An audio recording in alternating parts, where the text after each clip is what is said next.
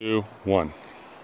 We've just been to the gifting centre at SOHA, and I'm going to make some observations now about the gifting information that's here. We've collected the samples, we walked up to the area, we walked up with Matthew Johnson. He didn't walk on his own, we all walked together as a group. May I clarify something for the viewers of this video?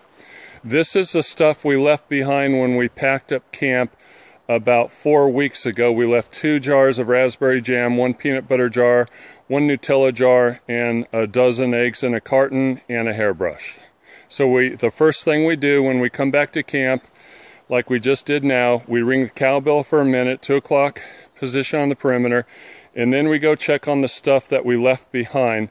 So this is not gifting bowl stuff that we're checking on. This is stuff we left 4 weeks ago. Okay, go ahead. Okay, so when we got to camp, when we got to the area, there's some debris of egg carton that's been chewed on, which was strewn around the area. Now Matthew said that he left 12 raw eggs, was it 12? Yes. Whole. Now what's interesting for me there is that the eggshell has been taken. There's no eggshell at all, the eggs have been taken whole. Now there is a burrow of a small animal there, and there are some bite marks as well, which could indicate, if you were sceptical, that it's animal activity of another kind. But the fact that there's no eggshell debris indicates to me that something's taken those eggs whole. You might even question that and say, well, Matthew Johnson's told you that, and you don't have any evidence for it. The piece of evidence that I'm finding particularly persuasive right now at this early stage is there are 2 jars of raspberry jam. 1 jar has been untouched and not opened.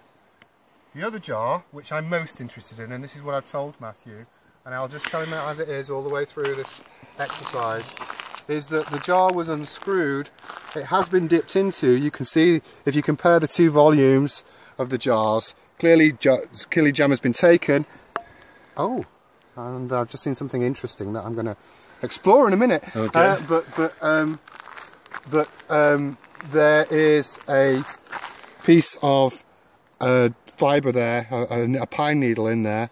So that's clearly been, that's clearly a needle that's been there. So what's happened is something's taken a dip out of this after unscrewing the jar lid and has screwed it back up.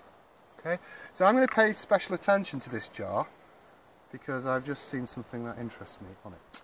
In fact, I've just seen a hair on it, so I'm very interested in that. Can you get my my small bag?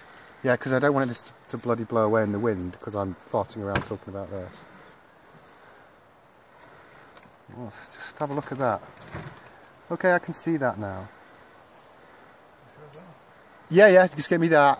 It's going to be a minute or 2 while I set this up, Matthew.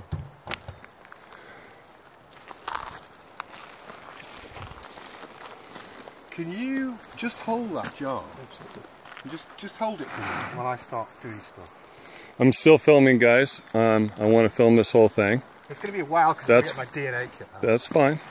And I don't know where it is in this bag, so... That's fine. The outside of the jar? Yeah, don't touch it. Just hold it as it is, please. Forgive me, John. No. So Adam Davies is digging through his his bag for his DNA collection kit. Oh, yeah. And holding the jar we have John Carlson from New Jersey. Yes, I am. John and Adam have been friends for a while, and both of them have come out with me to SOHA. And by the way, today is Monday, June the 9th, 2014, and it is 5:34 p.m. Pacific Standard Time. We arrived here probably about 15 minutes ago at about 5:20 p.m. Rang the bell and went out and checked on this stuff. So anyway, the raspberry jam jar is the most compelling evidence, and the 12 eggs being carried off whole without leaving any eggshells behind is also very significant. But it's very clear that an animal has come in after some squatch activity and has chewed on some stuff. So, pretty exciting stuff. Can't think of any other animal that would unscrew that raspberry jam jar, dip into it, leave some pine needles behind, and put the lid back on and screw it shut tight. So what do you think of the area? We're killing some time here, so I'm interviewing you, John Carlson, while Adam's getting this stuff together. I'm quite impressed because I can't imagine an animal without some fairly large hands accomplishing something like this. This was completely sealed, then popped open, turned until the vacuum seal was broken, popped, and then screwed back on. That's quite impressive to me. I mean, the only animals with that kind of dexterity and hand-like appendages would be that I can think of would be a raccoon or possum, but they don't have hands large enough to accomplish something like that. Or screwing it back on doesn't seem very likely. So that is an impressive piece of evidence. Cool. In my estimation. Plus leaving the pine needles inside before they put the lid back on and sealed it shut. Yes. Yeah. That's pretty awesome. Yeah. It seems as if it's almost a message to say. Yeah. Okay, you just want to crouch down with me now. Okay. Just crouch down, right. So you come here. Okay. Yes, you. Not the cameraman. No, forget the cameraman. He's irrelevant right now. Okay. Where are we looking at? I don't know. I can't see it now. It was around the label. I didn't touch it. I think you were looking at the area to the left, weren't you? There, in that area. I hope it's not blown.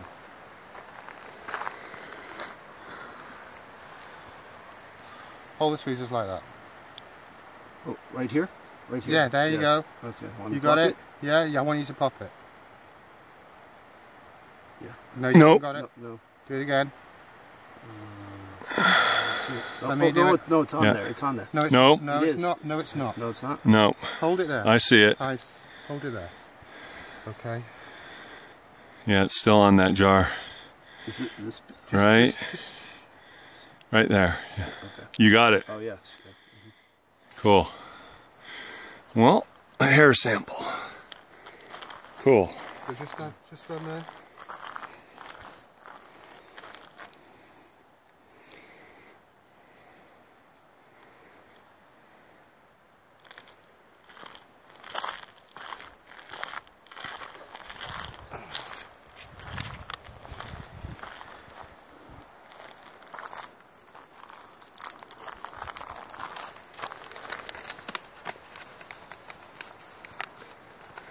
So this is... afterwards what we do, just let me talk this through. Sure. Afterwards, okay, we've used this equipment just now, sterilised beforehand, we have to sterilise it again before we use other samples. Okay. Just putting it away right now because we're rolling around in the dirt. Yep.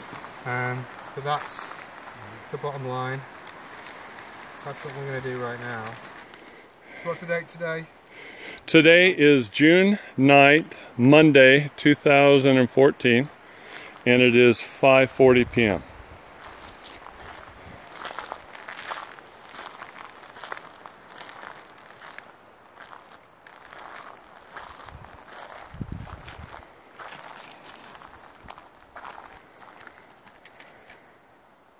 I'm just going to do another scan of the jar for a minute. Just give me a thing. So in terms of what we're doing, Matt, do you want to come back to me? Yep, I am. In terms of what we're doing, scan the jar the first time, scan the jar the second time. So nothing.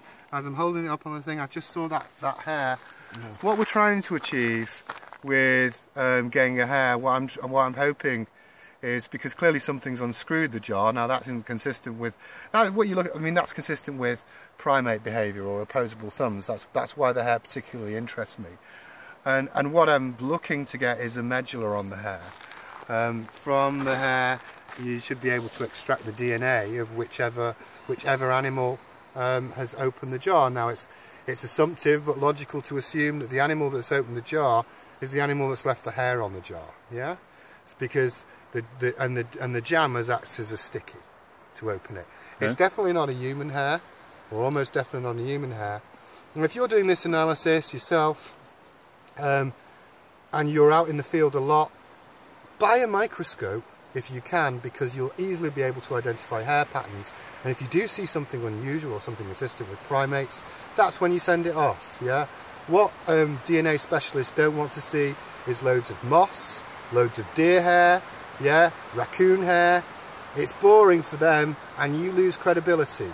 So the initial stage is get a microscope if you're doing this sort of research. Can't emphasize that enough. Okay, thank you, Adam, and thank you, John. Quite welcome.